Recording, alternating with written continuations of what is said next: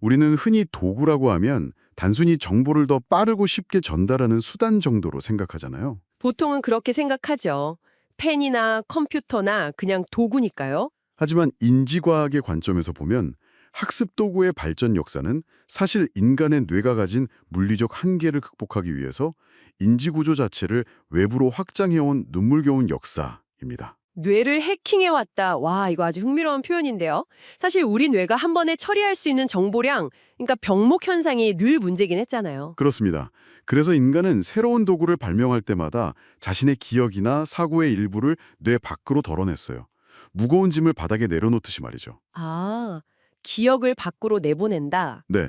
그리고 그렇게 비워낸 뇌의 여유 공간에 더 복잡하고 더 높은 수준의 사고 능력을 꽉 채워 넣은 겁니다. 이 메커니즘을 제대로 이해하려면 과거의 도구들이 어떻게 우리 뇌의 병목 현상을 해결해 왔는지 시대별로 짚어볼 필요가 있겠네요. 원시 시대부터 한번 상상해 볼까요? 좋죠. 책도 없고 글자도 없던 시절에는 인간이 자신이 깨달은 지식을 어떻게 남겼을까요? 글쎄요. 벽화 같은 거 그리지 않았을까요? 맞아요. 오로지 몸과 공동체만이 유일한 저장소였습니다. 예를 들어서 청취자 여러분이 지금 머릿속에 있는 운동화 끈 묶는 법을 누군가한테 설명해야 한다고 상상해 보시죠. 손을 안 쓰고 말로만 설명하는 건 이거 거의 불가능에 가까운데요? 결국 직접 손으로 묶는 신용을 보여줘야 하잖아요. 원시 시대의 지식 전수도 똑같았습니다. 사냥하는 법을 알려주려면 막 몸짓으로 흉내를 내고 동굴벽에 창을 던지는 그림을 그렸죠. 아, 행동이랑 지식이 찰떡같이 붙어 있었네요. 네, 자요에서는 이걸 경험 중심의 사고라고 부릅니다. 행동하지 않으면 생각할 수 없던 상태인 거죠. 그러다가 인류의 인지 구조를 완전히 뒤바꿔 놓은 첫 번째 혁명이 찾아오잖아요. 바로 문자와 기록 매체의 증장. 점토판이나 파피루스 같은 거 말이죠. 네네. 이건 우리 뇌에 구체적으로 어떤 영향을 미쳤나요? 드디어 인간이 기억이라는 무거운 짐을 자신의 뇌가 아니라 외부 하드드라이브에 저장하기 시작한 겁니다. 내 머리에 다 우겨넣지 않아도 파피루스에 적어두면 지식은 사라지지 않는 자산이 되거든요. 그렇죠. 까먹어도 다시 보면 되니까요. 여기서 정말 중요한 변화가 일어나는데요. 문자를 읽는다는 행위 자체를 한번 생각해 보세요. 눈동자가 텍스트를 따라서 왼쪽에서 오른쪽으로, 위에서 아래로 순차적으로 이동해야 하잖아요. 아, 순서대로 쭉 따라가야죠. 이 물리적인 행위가 뇌의 구조를 바꿉니다. 정보를 중구난방으로 받아들이는 게 아니라 원인과 결과에 따라 논리적으로 따라가는 선형적 사고를 훈련하게 된 거죠. 우와, 단순히 지식을 보관한 게 아니라 책을 읽는 행위 자체가 뇌를 완전히 논리적인 구조로 포맷해버린 거군요. 이 선형적 사고가 훗날 인쇄혁명이나 산업혁명을 거치면서 이른바 학교 교육으로 이어지잖아요. 네, 칠판이랑 교과서가 등장하고 수십 명의 학생이 교실에 딱 앉아서 동일한 커리큘럼을 동일한 속도로 주입받기 시작합니다. 대량 생산 시대에 맞는 인재를 길러내기 위한 최적의 시스템이었죠. 정해진 틀 안에서 다들 비슷비슷하게 생각하도록 훈련받은 거네요. 맞습니다. 이 시기에 인간은 체계적인 구조화된 논리를 갖추게 되었지만 동시에 규격화된 사고에 뇌가 완전히 익숙해지게 됩니다. 그러다가 1990년대에 PC랑 인터넷이 빵 터지면서 이 잘 정돈된 선형적 사고의 틀이 아주 산산조각이 납니다. 디지털 하이퍼텍스트 시대가 열린 거죠. 완전히 새로운 시대가 온 거죠. 청취자 여러분, 이때부터 우리의 학습 패러다임이 완전히 뒤집힙니다. 과거에는 내 머릿속 서재에 책을 얼마나 많이 꽂아두고 있느냐가 똑똑함의 기준이었다면 말이죠. 이제는 광활한 인터넷 바다에서 필요한 정보를 얼마나 빨리 검색해서 유기적으로 이어붙이느냐, 이걸로 게임의 룰이 박힌 겁니다. 맞아요. 링크를 타고 이 페이지 저 페이지 막 넘나드는 비선형적인 탐색, 네트워크 사고가 필수적이게 된 거죠. 그리고 여기서 한 걸음 더 나아가서 스마트폰 시대가 오잖아요. 네, 모바일과 SNS 알고리즘 시대가 오면서 우리 뇌는 또 한 번의 엄청난 급격한 변화를 겪게 됩니다. 사실 이 부분 읽으면서 저 완전 뼈 맞은 느낌이었어요. 저희 청취자분들 중에도 출퇴근길에 쇼프 명상 막 1시간 동안 정신없이 넘겨보다가 회사 도착해서 두꺼운 보고서 읽으려고 하면 글자가 눈에서 튕겨나가는 느낌? 다들 받으시잖아요. 아주 정확한 현상입니다. 도대체 뇌에서 무슨 일이 벌어지고 있는 건가 싶으실 텐데요. 우리의 뇌는 환경에 맞춰서 가장 효율적인 방식으로 스스로를 재배선하는 아주 놀라운 성질이 있습니다. 내가 스스로를 바꾼다고요? 네, 알고리즘이 15초 단위로 쏟아내는 끊임없는 자극이랑 조각난 정보들을 처리하다 보면 뇌는 긴 호흡의 논리를 따라가는 능력을 일시적으로 퇴화시켜버려요. 아, 그래서 긴 글이 안 읽히는 거였군요. 대신에 극도로 파편화된 정보 조각들을 찰나의 순간에 딱 맥락으로 이어붙여서 이해하는 데 최적화됩니다. 자료에서는 이걸 파편화된 맥락사고라고 부릅니다. 뇌가 고장난 게 아니었네요. 뇌가 망가진 게 아니라 짧고 빠른 정보 환경에서 생존하기 위해서 뇌의 처리 메커니즘을 그냥 바꾼 겁니다. 듣고 보니까 우리가 기술에 일방적으로 끌려다닌 게 아니라 도구랑 같이 뇌를 끊임없이 진화시켜 온 거네요. 그러니까 지금까지의 이 흐름을 컴퓨터에 한번 비유해보면 딱 이렇습니다. 오, 어떤 비유세요? 우리 뇌의 단순 기억 용량, 그러니까 램을 텍스트나 인터넷 같은 외부 하드드라이브에 계속 비워내고 그렇게 확보된 빈자리에 논리적 추론이나 네트워크 연결을 할 수 있는 고성능 프로세서를 계속 설치해온 과정인 거죠. 야, 그 비유 정말 기가 막히네요. 완전히 동의합니다. 감사합니다. 그럼 그 비유를 그대로 한번 가져가 보죠. 인간이 기억이라는 짐을 외부 하드드라이브에 던져버리고 고성능 프로세서를 장착했다면 지금 우리가 마주한 AI는 과연 우리의 무엇을 외부로 덜어내고 있는 걸까요? 아, AI는 도대체 뭘 가져간 거냐? 네, 이 질문이 바로 오늘 심층 탐구의 핵심이자 과거의 모든 도구와 지금의 AI를 구분짓는 가장 결정적인 차이점입니다. 자, 여기서부터가 진짜 재미있어집니다. 집중해주세요, 여러분. 노트, 컴퓨터, 검색 엔진 같은 과거의 도구들을 가만히 생각해보면 결국 누군가가 이미 만들어 놓은 결과물을 다루는 거였거든요. 그렇죠. 검색창에 키워드를 치면 이미 세상에 존재하는 문서들의 결과를 쫙 보여줄 뿐이죠. 그런데 AI는 그런 완성된 결과를 단순히 꺼내주는 게 아니잖아요. 바로 그겁니다.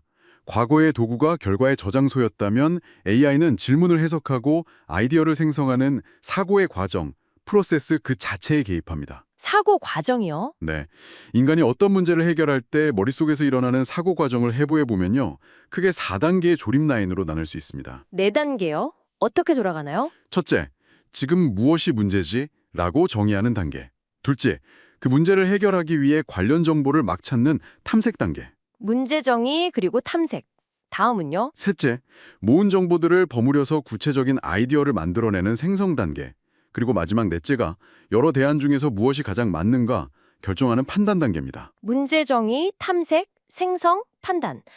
이걸 청취자분들이 일상에 한번 대입해 볼게요. 예를 들어서 가족들이랑 제주도 여행 계획 짠다고 해보죠. 아주 좋은 예시네요. 1단계. 우리 가족은 애들도 있고 부모님도 있으니까 렌터카 필수고 덜 걷는 코스여야 해. 이렇게 정의를 합니다. 2단계. 블로그나 지도 보면서 가족여행 코스를 미친 듯이 탐색하죠. 맞아요. 폭풍 검색의 시간이죠. 3단계. 엑셀 켜놓고 2박 3일 동선 이리저리 맞춰보면서 일정표를 딱 생성합니다. 마지막 4단계. 아, 이 코스는 부모님한테 너무 피곤하겠다. 저녁 식당은 여기로 바꾸자. 하고 최종 판단을 내립니다. 딱 이거죠. 완벽합니다. 과거에는 검색 엔진이 2단계 탐색을 조금 도와주는 정도를 빼면 1단계부터 4단계까지 오롯이 인간의 뇌가 끙끙대면서 굴러가야 했어요. 진짜 피곤한 작업이었죠. 특히 2번 탐색이랑 3번 생성 단계는 엄청난 시간과 에너지를 잡아먹는 고된 노동이었거든요. 그런데 지금 우리는 이 여행 계획을 어떻게 짰나요? 챗 GPT한테 가서 부모님이랑 7살 아이가 함께하는 제주도 2박 3일 덜 걷는 코스 표로 짜죠. 하고 딱 한 줄 치잖아요. 그럼 끝납니다. 바로 그겁니다. AI는 과거 도구들처럼 남이 짠 여행 코스 링크를 던져주고 끝나는 게 아니에요. 내 질문의 맥락을 해석해서 수만 가지 데이터를 탐색한 뒤에 나한테 딱 맞는 일정표를 알아서 생성해냅니다. 와, 탐색이랑 생성을 다 해버리네요. 네, 즉 내 사고 과정의 허리 부분, 2단계와 3단계라는 이 생각의 중간 엔진을 AI라는 거대한 외부 시스템이 통째로 대신 돌려주고 있는 겁니다. 잠깐만요. 제 생각의 중간 엔진을 AI가 대신 돌려준다. 저는 아까 오프닝에서 던졌던 그 질문 하나만 딱 하고 중간 과정은 AI가 다 하고 마지막에 이 코스 괜찮네 하고 판단만 한다면요? 네, 솔직히 이쯤 되면 덜컥 겁이 좀 납니다. 그럼 최종적으로 모니터에 떠 있는 그 기획안, 그 일정표는 도대체 누구의 생각입니까? 누구의 생각인가? 아주 날카로운 질문입니다. 내 생각이라고 우기기엔 기계가 다 한 것 같고 또 기계의 생각이라고 하기엔 내가 첫 단추를 꿰었단 말이죠. 내 생각과 AI가 만든 생성물이 막 섞여버리면 아이디어의 경계가 완전히 모호해지는 거 아닌가요? 그럼 도대체 창의성이라는 건 이제 누구의 공로가 되는 겁니까? 당연히 그런 근본적인 회의감이 들 수밖에 없죠. 왜냐하면 우리는 지금까지 창의성을 어떤 천재적인 개인 한 명이 골방에서 깊은 사색을 통해서 짠! 하고 독창적인 아이디어를 내놓는 거라고 믿어왔거든요. 맞아요. 그게 우리가 아는 천재들의 창의성이잖아요. 과거의 패러다임에서는 내 순수한 생각과 외부 도구의 경계가 아주 명확했습니다. 하지만 이걸 더 큰 관점과 연결해 보면요.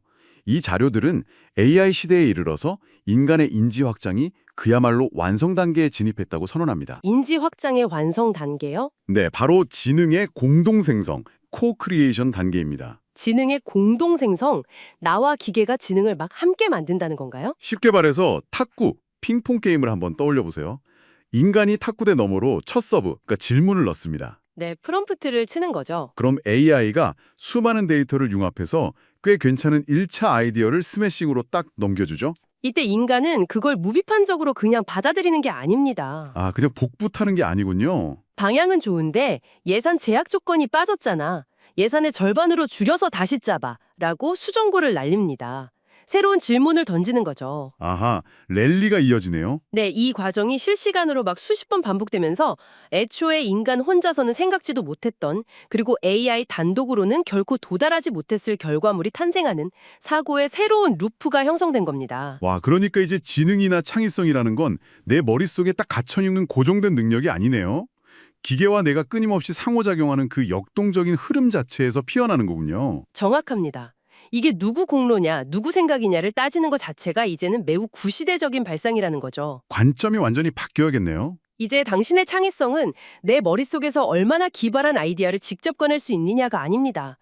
외부의 거대한 지능 시스템과 얼마나 잘 소통하고 협력해서 수준 높은 핀퐁을 쳐내느냐, 즉 상호작용 능력으로 정의가 완전히 바뀐 것입니다. 자, 그럼 이게 당신에게 어떤 의미일까요?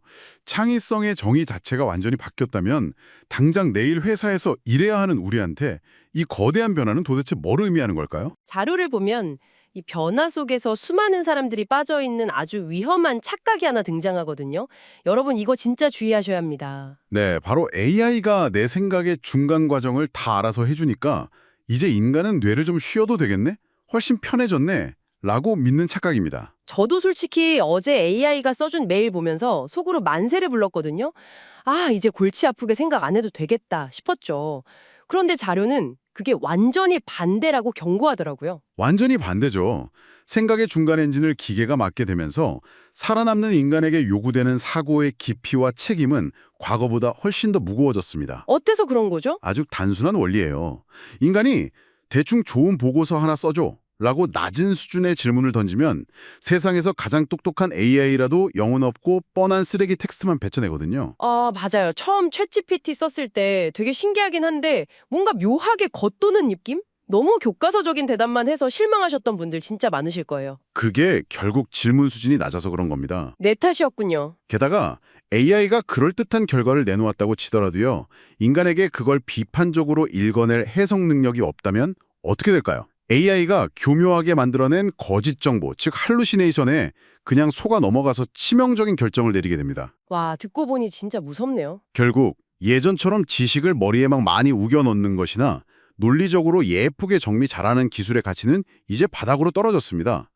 그 빈자리를 채우기 위해서 우리는 세 가지의 완전히 새로운 핵심 역량을 장착해야 합니다. 세 가지 핵심 역량, 여러분 머릿속에 밑줄 쫙 그으실 준비하셔야겠습니다. 첫 번째는 뭔가요? 첫째, 문제 정의 능력입니다.